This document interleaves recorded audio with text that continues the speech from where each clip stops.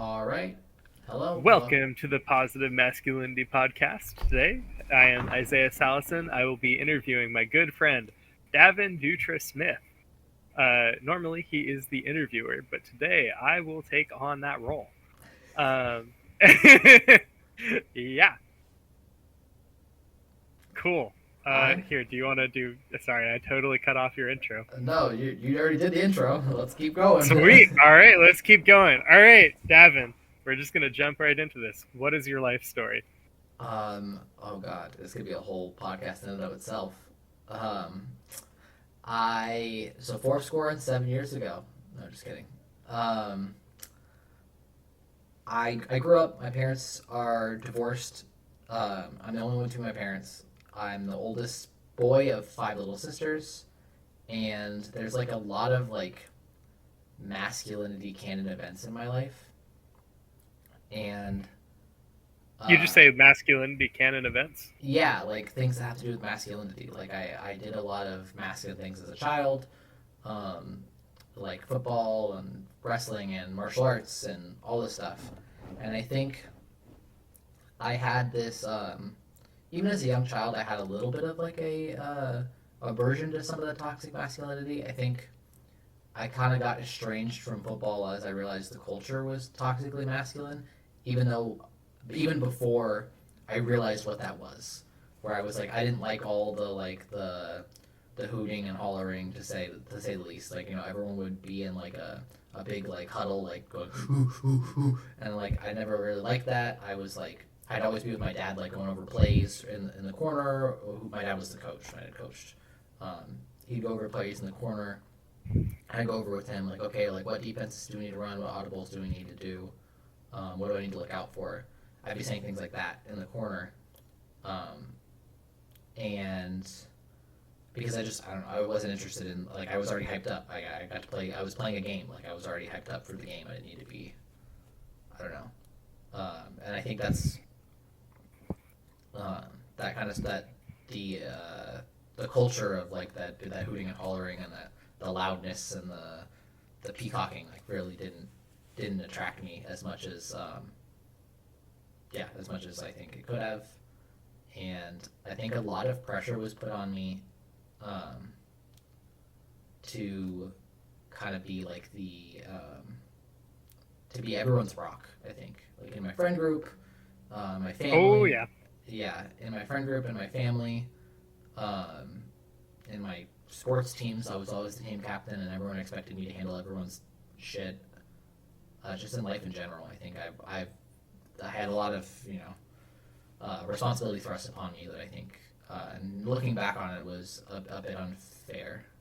I'd say, um, and but you know, people people really like made it clear that that's what they expected of me, and I try to rise to those expectations. And it probably was worse for my mental health. Um, I think that the as far as masculinity goes, I have I got some really good things from my dad, and I got a lot of really bad things. My one of the really good things about my dad is like I could always communicate my emotions with him and not feel judged, which was really nice. But one of the things that I think was really bad was he still did expect me to act kind of masculine for a long time. He doesn't do this anymore, but like there was one time when I remember being like we were talking about some dude doing something like like hitting on me or something, and I was like, oh, that makes me feel real flaccid right now. And he was like, oh, flaccid's kind of a gay word, and I was like I thought he was joking, so I like giggled, and then he like didn't actually like he didn't like he wasn't joking. He just said like I shouldn't say that because it's gay, basically. And I was like, oh, that's an interesting choice. Even then, I was like, okay, that's weird. Yeah, I don't blame you. I like didn't even know how to respond because him and one of my sisters were like kind of teaming up on me for it, and like I kind of like I didn't feel bad. I just felt weird being around them for a little while because I was just like, okay, um, I know it's not weird, you know, but I know it's not gay, you know, but all right. Didn't. Yeah, saying that another man hitting on you makes you flaccid, I think, is factually the opposite Yeah, of. yeah, Anyways, yeah. that's funny. Yeah, I mean, and then I got to college and I had a little space for my family and some of the, I would say, less healthy friends at the time. And I met my now wife, and I think I've had a lot of time to grow, and that's why I started this podcast. I think to help everyone kind of get to a healthier masculine point quicker, and not have to make a lot of the same mistakes and have a lot of the same hardships that I did. So Yeah, no, that makes sense. I just want to add to that I think of all my friends, Davin is definitely one of the most who ends up being the rock of the friend group, and for his friend, for your friends, you tend to be like, all right. I was just saying, I think that trend continued until today, where you tend to be everyone's rock for better or worse. yeah, I mean, I now have like a healthier relationship with it, which I think is good because I do enjoy helping people, and I enjoy making people happy. So I would say Yeah. I don't want to give that up to have to make myself healthy. Yeah, that makes sense. Okay, what is your most positive masculine quality? I think it is that the older brother syndrome that I have. Like, I think that's like it definitely. I know that I can be very warm and very like inviting, and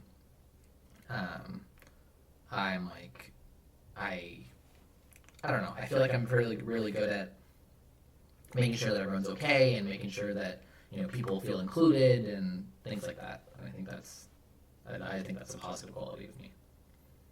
I'll second that. What is your most negative masculine quality? It's definitely my anger. But it's not like I don't have like this constant explosive anger like some people have. I have this long fuse, and I have this refusal to like I think admit that I'm getting a little upset um, until it's too late, and then it's like Shakespearean wrath that comes out, and it's like very unhealthy, and it's very much like it is what it is until it isn't like that, until it's definitely not what it is, until it's time for me to like cut people off permanently, and they didn't even know anything was wrong, or things like that. I think that's very masculine and very not healthy relationship with communicating my feelings. I see. So, do you think maybe you would say the issue is bottling up your anger and not letting people, just kind of holding it in until all of a sudden you can't not? Yeah, that's exactly what I do. Okay. Yeah. I'm gonna ask you a tough question right now, and hopefully I don't derail the interview with this. Do you think that's inherently a masculine thing? It's not. I mean, it's not inherently a masculine thing. It's not part of being a man, but it's the way we teach men to. I think it's the way we teach men to like hold in their emotions, right? Like they're not allowed to feel things. I think that creates this situation where you have this constant bottling of emotions until you finally the bottle explodes, and then it's chaos, and it's not like an acceptable way to handle your emotions, but we don't really I think allow them to handle them in a healthier way. Yeah, I see what you mean.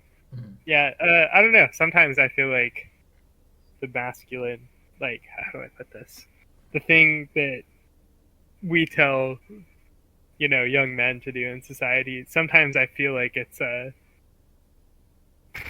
sometimes I feel like we tell people to almost be hyper aggressive and hypersensitive to, to every little challenge, and other times we tell people to be real stoic and hold it in. I don't think there's one thing we necessarily tell men to do, but I would say that both are a problem. Yeah, I think those are both of the ways that men learn to deal with their emotions and Yeah. their problems in life, and I think that neither way is really super great. No, totally. And yeah, sorry. I didn't mean to say like, do you think it's inherently a masculine thing? What I meant by that was, do you think that, you know, do you think that's how we teach men? Anyways, all right. How do you think traditional masculinity has failed or helped you? I definitely think traditional masculinity has failed me in just so many ways. It's given me so much anxiety and so much there's so much baggage that it's included in traditional masculinity, right? Constantly Oh this yeah. this anxiety of being the provider, being self-sufficient, being um, never being able to tell anyone that anything is wrong with you, right? Like being the archetypical hero character that doesn't need help, right? Is this masculine quality, right? And that Yep. is me. Okay, I constantly isolate myself when I have problems, and I am alone on an island. Okay, I'm holding up the world like Atlas and not telling anyone that I need help, and that is horrible. It's a horrible thing to do. Um, I also think that this traditional masculinity idea of using having anger and violence solve your problems is probably not super helpful. I think it's never really helped me, and it kept being reinforced, and I kind of always knew it was wrong, but it was hard as a teenager, and that's the only thing you learn. To solve your problems, that's what you're gonna do. Is you're gonna in extreme situations you're gonna have extreme responses that are just not strategic. Sure. Yeah, that's true. Yeah. Well, yeah. Plus, I think when you give someone a hammer, everything looks like a nail, right? Yeah, of course. And Yeah. sometimes things are a nail. It's just not in front of a board. Yep. Yeah. Yeah. In front of a board. Yeah. It's not something. It's there. Sometimes things are nails. It's just not in a place for you to hammer it yet. Oh. Yeah. I Yeah. know exactly what you mean by that. Yeah. All right. Who are your role models or community? So my, so I. This is gonna sound really mean to a lot of men in my Oh, life. sorry, you cut out there. Oh. Could you say that all again? This, I'm so this, sorry. This is gonna sound really mean to a lot of the men in my life, but I don't really have any in real life. I think a lot of the positively masculine people that I know, it's not that they aren't positively masculine. It's that I just don't have an intimate enough relationship, I think, to make them my role model. And then a lot of the men in my life that I do know more intimately aren't super positively masculine, either because they're just really negatively masculine or because they're just not masculine. And Well, yeah, I mean, you're kind of their dad, yeah, it's definitely feels that way. I can sometimes feel as though I'm everyone's dad for sure. And so I think even as a young kid, I didn't really get a lot of role models from people around me. I got a lot from cartoons. So it started with Spider-Man and Batman and the Power Rangers, and then eventually got into anime. And I'm I really loved Naruto so much because there's just so much good role. I think a lot of good role models in Naruto for all that. Oh yeah. All that the anime's flaws. There's some flaws in it. And then recently I got into this show called Vinland Saga, and Vinland Saga is it's a perfect encapsulation of going from being really toxically masculine and society letting society really reinforce these stereotypes about men to being a lot more positively masculine to people around you. And I do think that part of the problem with taking role models from media, especially masculine role models, is it does reinforce that savior complex that really affected me early in my life. So I have to really take everything with a grain of salt. when I put these characters up, because it's more romanticized to be the constant savior, not ask for any boundaries or any help from others, right?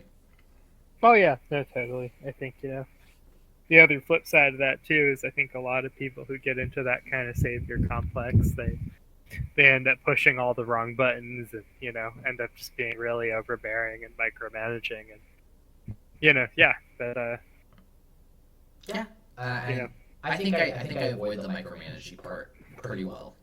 I agree. Um, Sometimes I'm a little overbearing. I also agree. I agree with both those things. Yeah. Oh yeah. I mean, I have many flaws. Okay, so I have no problem saying that. Yeah, but I think it is just because obviously it's because I have a lot of empathy and a lot of compassion for the people around me. I want to see them succeed. So yeah, but I try to keep people around me that I also don't have to micromanage. So I feel like I have to micromanage you. In our mid to late 20s, it's kind of over for you. I might as well get on. Right? Yeah, no, I know exactly what you mean. That's funny. Yeah. Let's see.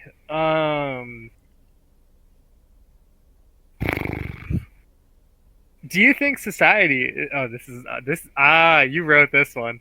All right. Do you think society is trying to remove some positive aspects of masculinity? Yeah, I do. Absolutely. I think that there's a lot of think about it today, and we have simultaneously sort of masculinized women in a certain way, right? Like it's not like we've instead of empowering women to just be women, we're shoving women into a lot of boxes that instead of choosing for them, letting them go, oh, do you want to go to work or do you not want to go to work? We are we've decided that they live in patriarchy, so men go to work, so now if women are equal, they go to work. And in the same way, we haven't really equalized men and empowered men to Whoa, you cut out. Oh. Hold on. Oh man, I don't know what's up with my internet. All right, please continue. You were saying in the same way about men. Yeah, we haven't empowered men to maybe stay at home or enter charity or things like that are typically more feminine, right? Sure. I guess to reiterate what you're saying, are you kind of saying that we give women the choice whether or not to stick in traditional gender roles or to branch out into more traditionally masculine gender roles? No, whereas with men, we still pigeonhole them into being in traditionally masculine gender roles. I mean, that's true. That's a yeah, separate true statement. But I'm trying to say, okay. I'm trying to get to the point of we're kind of rather than kind of break down what I would say the patriarchy is, right? We're kind of just making women into patriarchs. Right? But women also don't have to be men. They can be patriarchs without being men, right? So they get to shed all of the negative aspects of being women, right? But they men don't get to shed that, right? We don't get to shed not being able to experience emotions, having to conform. I think men have to conform way harder to gender stereotypes in general than women do. I think the exception being I don't even think beauty standards anymore. I think that there are some ridiculous beauty standards for women, but I think that the types of women that can be beautiful are a lot more varied than the types of men that can be beautiful. I just feel like the box that you have to be a man is just so small, and we're taking away. Oh, I didn't even answer the question yet. No, you're good. Keep going. I agree. Continue. Yeah. I mean, especially on the last part where you're saying that the box of what you can be as a man is so small. I agree. Right, because we've taken away a lot of the things that are traditionally toxic, right? So we're saying people can't. We're still saying men can't express their emotions because that's gay or like cowardly or whatever. I don't know, whatever you want to call Whatever. Yeah, it. sure. Whatever Whatever negative stupid word thing you want to throw out there. yeah, whatever negative Yeah. statement you want to associate with it, right? But then you also can't now explode in anger or react to things super harshly or be too mean, right? Because that's toxically masculine.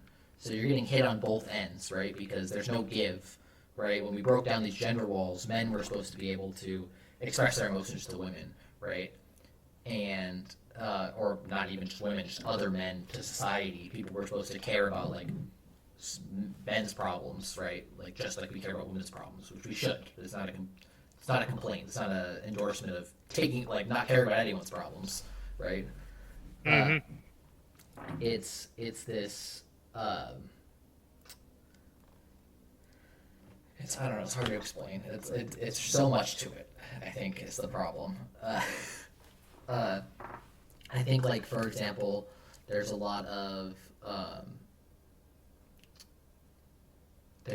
like we don't want little boys to be violent, for example, right? But like sometimes like play fighting's okay as long as it's like there's like mutual consent. Like kids should be like able to wrestle and fight and all that stuff. I think like the important part rather than telling boys they can't roughhouse like that is That's so ridiculous. Yeah. right. And I've heard it happen like as I've gotten older. I'm like, well, what the hell, like.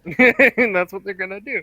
Yeah. Right. Like when people say boys will be boys, that's the healthy version of it. Like, yeah, they're gonna roughhouse and sometimes they're gonna hurt each other, and as long as there's mutual consent and as long as they apologize and understand the problems with what they're doing. Yeah. I think. No, I agree. Mm-hmm. I would say specifically, like telling young boys and young men not to roughhouse is absolutely ridiculous. I think what's important is that they, teaching them respect and boundaries within the roughhousing, and for them not to do it to make someone else to feel smaller, but rather just to do roughhouse with your friends. If you guys are having fun, it's great. Like don't there's a difference between. I completely agree. Mm-hmm. No, you're good. Yeah. Yeah, I think that there's some idea of stoicism that's probably good. I don't like it as a hard rule, to be totally honest. Stoicism meaning like staying like composed, staying resilient to not change, but to like being affected by things emotionally, things like that. I think that we are.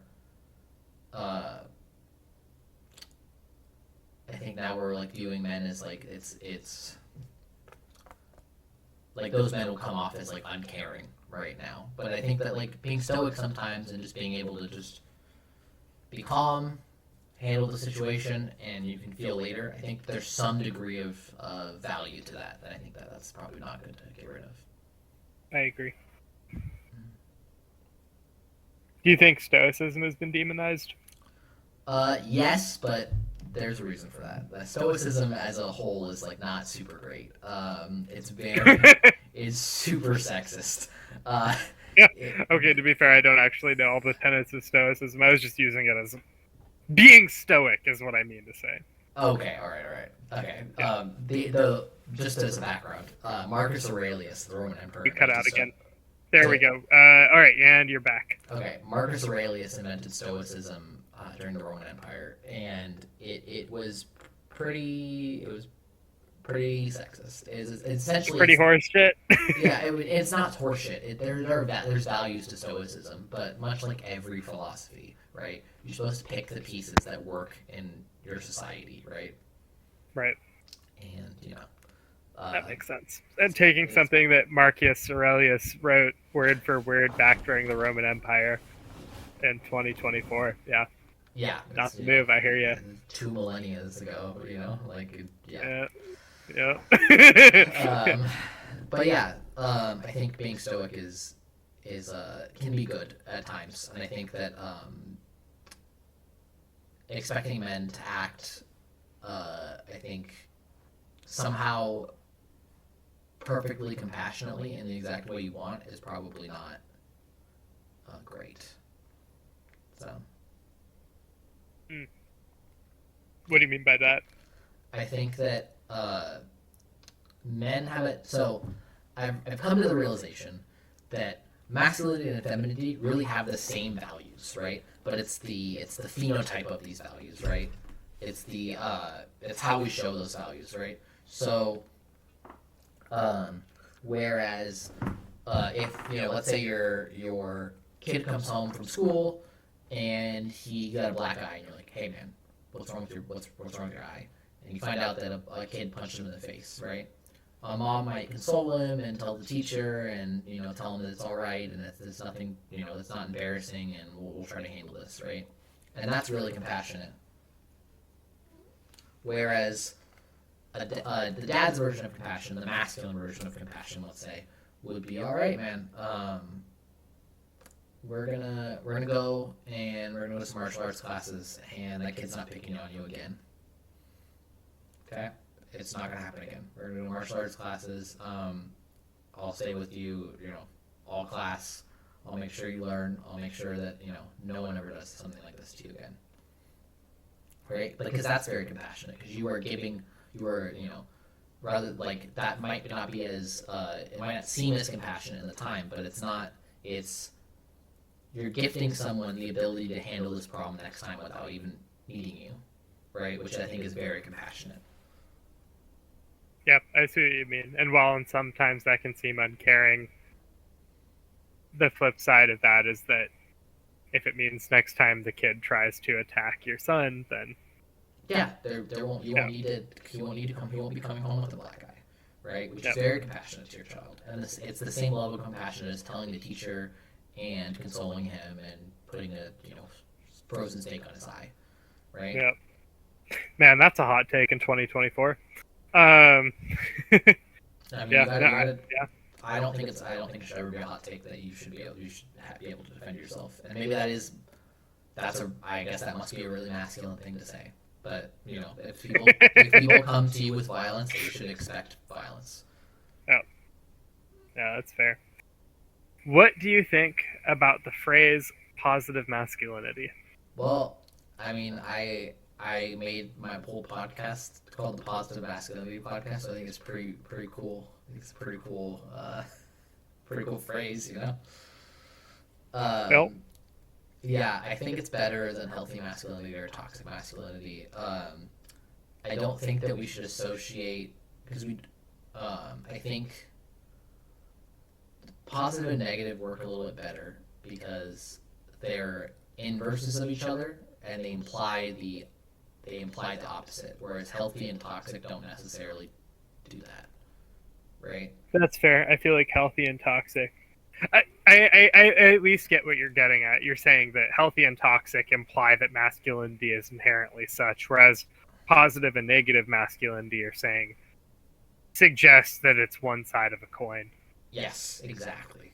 They're more, the words positive and negative are more closely associated than the words healthy and toxic, right? Things can be, there are certain things, like mercury is always toxic, right? If you ingest it, and I wouldn't say water is always healthy, right? You can drink too much water, but in general, water is like profoundly healthy, right? Yep. Right? There's no like toxic water and healthy water. It's like, well, if it's water, it's healthy, right? Or toxic mercury and healthy mercury. It's like, no. Yeah.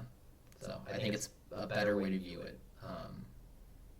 Because I mean, masculinity is a good thing. Like, there's a reason that it's been a construct for so long. In the same way that femininity is a good thing, and it's a reason it's been a construct for so long. But that doesn't mean that there's not room for other versions of gender expression. It's just, Yep. Completely agree. I guess I want to add that I don't necessarily think that the words. Well, I guess this is your interview, not mine, but I'll throw this in anyways. I don't necessarily think that the words healthy and toxic inherently denote that something is such. I think they can denote that something could be one side of the coin as such. Like, I tend to think that there is such thing as, healthy or positive masculinity in the same way that there's also toxic or negative masculinity. Yeah. I guess that's something I've kind of always held as true. Mm-hmm. In fact, kind of obvious, but yeah. I think it's unfortunately not obvious to a lot of people. I think there's a lot of people who hate masculinity, and I think that's unfortunate. And I totally understand why. I mean, it's not we don't have like somebody promoting positive masculinity in 2024, which is kind of crazy. Yeah, it kind of stinks a lot because it should be something that we promote, because young boys are going to be masculine. They're going to be masculinized to some degree. So you should try. Well, not all young boys, and there's nothing wrong with it if you're not. But I meant just in general. Most young boys are most young boys are going to be masculinized, and so having some sort of vaccine for all the baggage that can bring is like very important, in my opinion. I think that's a fair take. Yeah, I always felt like this.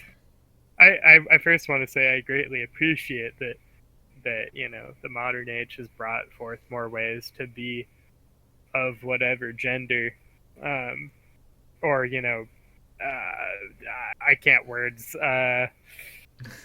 You know what I mean, right? Like Yeah. I'm happy that we are legitimizing that there are more ways to be yourself than traditionally masculine or traditionally feminine or traditionally whatever you are. But it I agree that there does seem to be some level of just saying, well, some people say maybe we should just ignore this whole masculinity thing altogether. Maybe it shouldn't even exist. And it's just kind of like, all right, you guys are now just trying to ignore reality, and that's not going to get us anywhere. So, yeah, I think that the choice to ignore men's issues is very, very like short-sighted, in my opinion, as they are 50% of the population, and so that's going to cause problems, right? Like 50% of your population are all having like the same experience.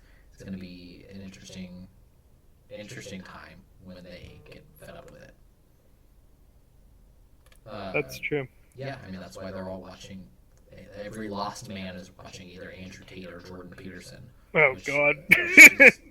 Like, I don't know what you expect. They're the only ones who care, so of course they are. Like, well, the only ones who pretend like they. Well, I think Jordan Peterson might care, but let's face it, Andrew Tate just pretends he cares. I mean, right.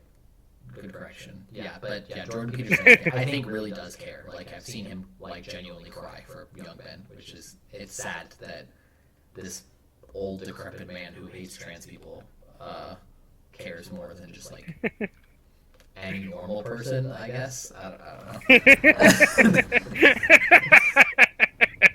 know. Yeah, pretty much.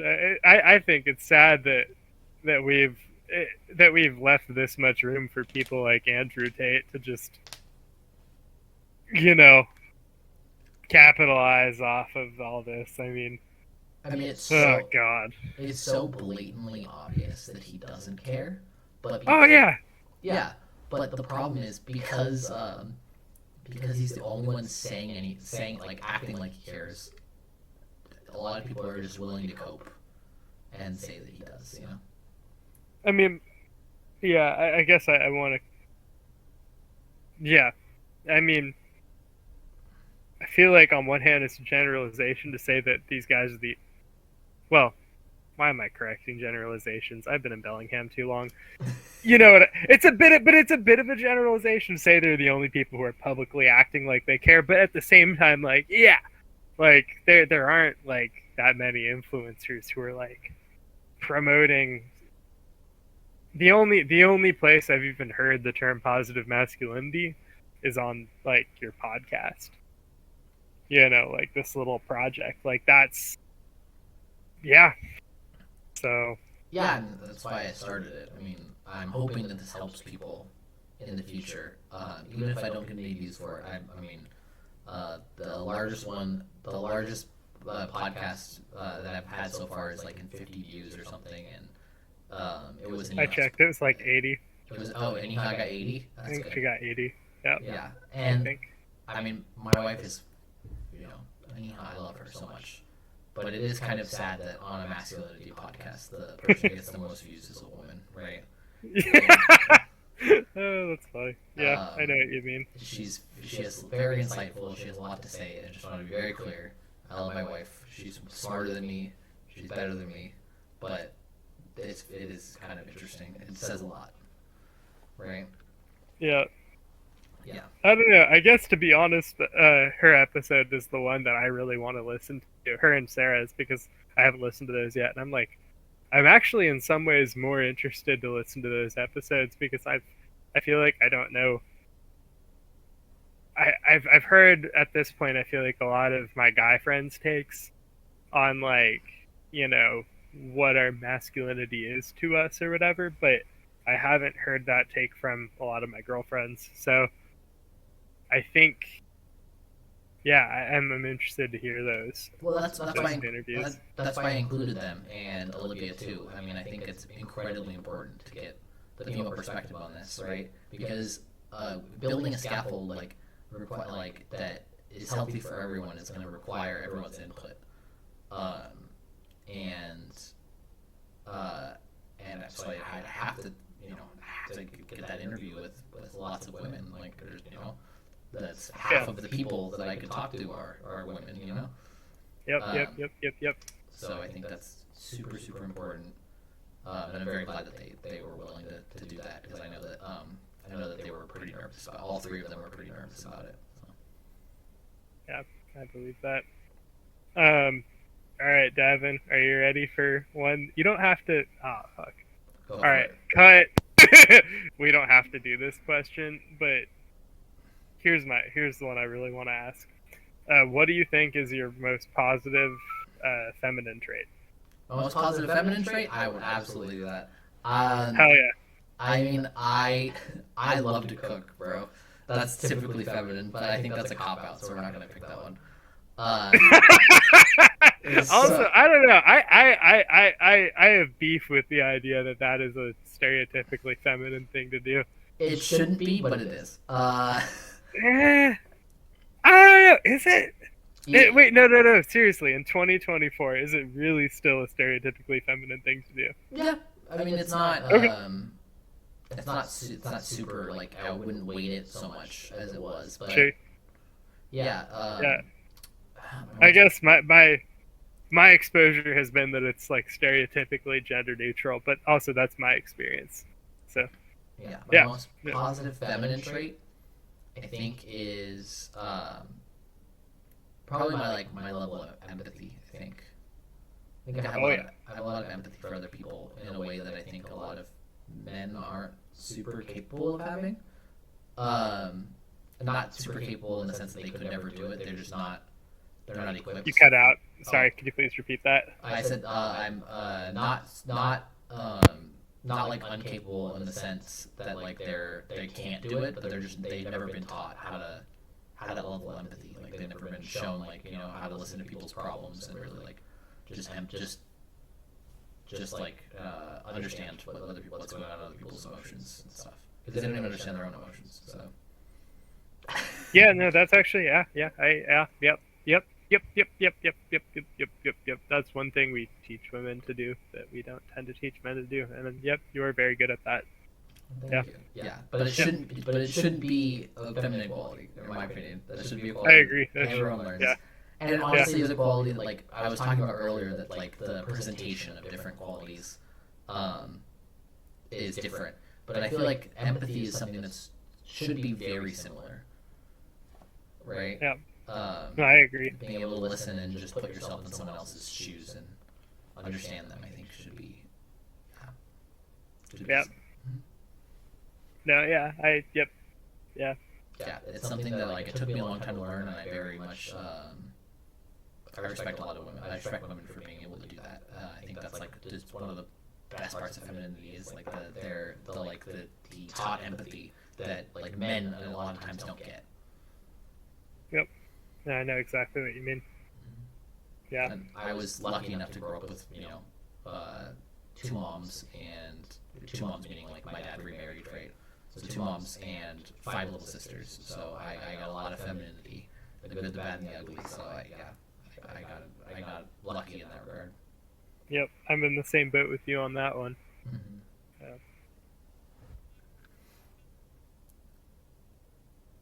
Mm-hmm. Okay. Do you want to wrap it up? Do you have any final thoughts? Any final questions? I was thinking about, because I thought you were gonna ask what do I think the definition of masculinity is, or what do you think it means to be masculine? That's usually a question. I might have deleted it by accident, but I was thinking about it really hard today, and it's hard. It's kind of like there's this YouTuber that I watch, and he would talk about how like the definition of male and female, or a man and a woman, right? Defining a woman is like defining a chair, right? You know one when you see one, but like you can't think of a definition for a woman or for a chair that doesn't include other things. Like like if you try to say, oh, I can see, you can sit on it. You can sit on a couch. You can sit on a stool. You can sit on an ottoman. You can sit on lots of things. Oh, it's a cushion. You sit on it. Okay, that could be anything. What about chairs without cushions? There's chairs without cushions. How many legs does it have? Is it rolly? Is it an armchair? But when you see a chair, you're like, that's a chair, right? And I think in the same way, masculinity and femininity are kind of these nebulous, abstract, tertiary associations we have with men and women, rather than anything hard and anything really super defined. You understand what I mean by that? Yeah, I understand exactly what you mean by that. Yeah. Yep. So Man, I would love for someone to take that last one out of context. Oh, what? We'll have to rewind and get it. I think it was... Okay. Oh, the chair thing?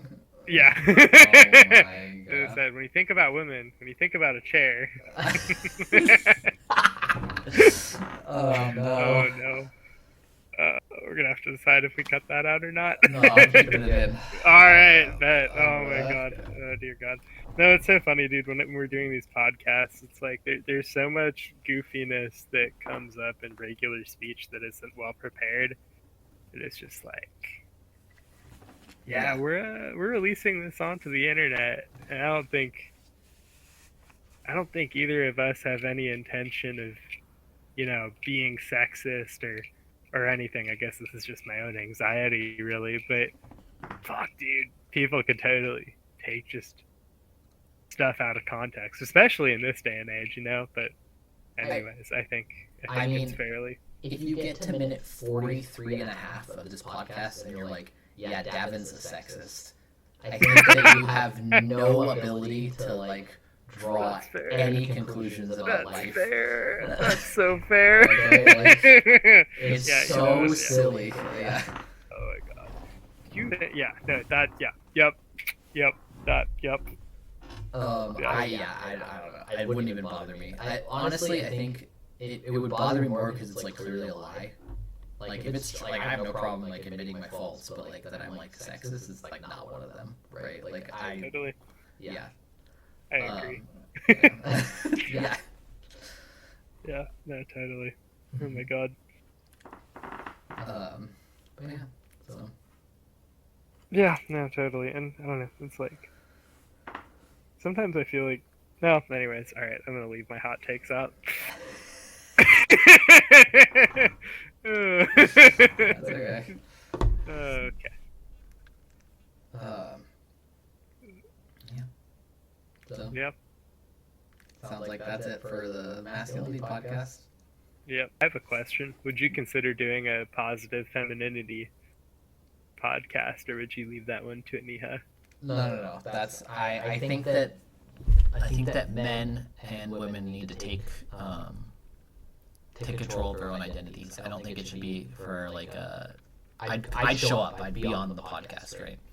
But I don't think that that it's right for me to like do a femininity podcast. It's like it's got to be for women to decide their own thing. I made comments That's on fair. it, but I think that like this idea that like men need to decide what's positively masculine for them, and they should value women's input because it's incredibly important. Because I think that historically the way we've treated women as a male-dominated society has been poor, to say the least. But I think that also in the same way that women need to take their own sense of femininity and own it and decide what's going to be positive for them and for men in their life too, and take their input rather than I would say letting them dominate the conversation, right? Yeah, no, I think that's actually a very fair characterization, and I completely agree with what you just said. Yeah. Yep.